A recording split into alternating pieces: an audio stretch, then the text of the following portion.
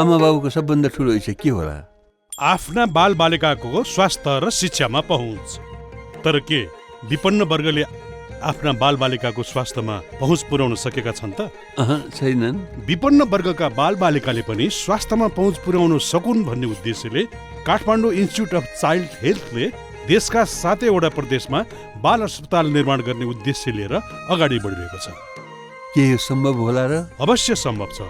काठमाडौँमा धमाधम निर्माण कार्य भइरहेको छ भने दमकमा बाल अस्पताल निर्माण भएर पनि लाखौं बालबालिकाले स्वास्थ्य उपचार लिइसकेका छन्।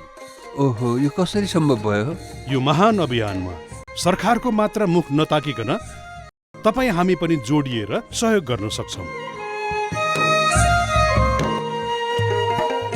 घरमा बच्चा बिरामी भयो भने आमा बुवालाई मानसिक तनाव मात्रै होइन कि ठुलो आर्थिक भार पनि पर्न जान्छ।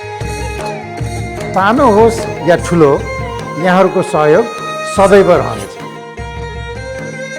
सहयोगका लागि निम्न क्युआर कोड प्रयोग गर्न सक्नुहुनेछ।